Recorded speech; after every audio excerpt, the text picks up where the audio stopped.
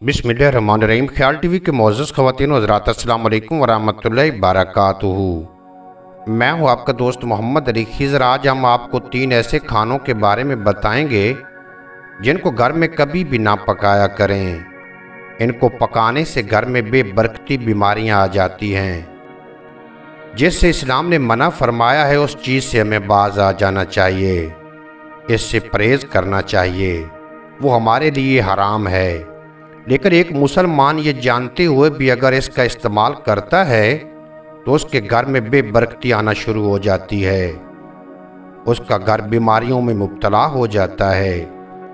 इसी तरह अगर आप लोग देखें कि जब आपके घर में बेबरकती पैदा हो जाए, बीमारियां आना शुरू हो जाएं, फिर आप लोग देखें कि आखिर हमसे ऐसा क्या हो रहा है जिसकी वजह से हमारा घर बेबरकती की तरफ चल पड़ा है, घर में बीमारी आना शुरू हो गई है।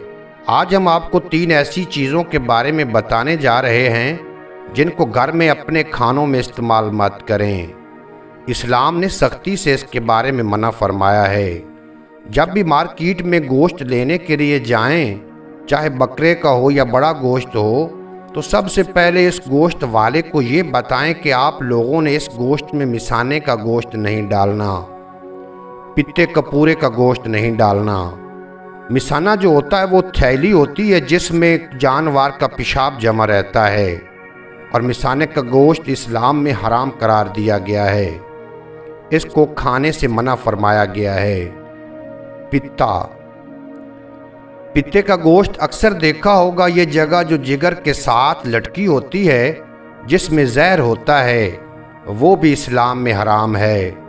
तीसरे नंबर पर कपूरे, जिसको लोग धड़ाधड़ खा रहे होते हैं, कुछ भी पता नहीं होता कि ये खाने से हमारा क्या नुकसान हो रहा है, क्या खाना जायज़ भी है या नहीं।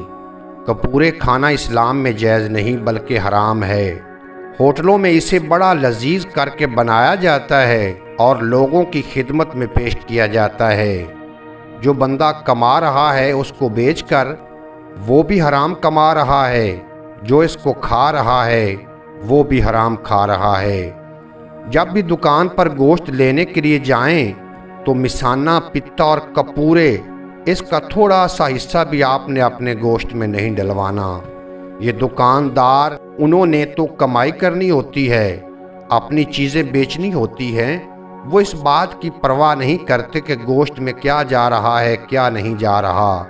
उसको सख्ती से मना फरमा दें कि इन 3 चीज़ों में से कुछ भी आपने गोश्त में शामिल नहीं करना।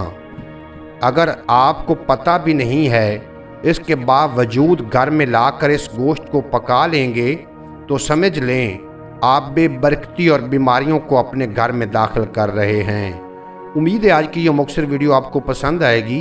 अगर वीडियो पसंद आई हो तो चैनल को सब्सक्राइब फरमा के बेल नोटिफिकेशन को प्रेस करना, ताकि मुस्तकबिल में अपलोड होने वाली तमाम वीडियो बर वक्त आप तक पहुँचती रहें।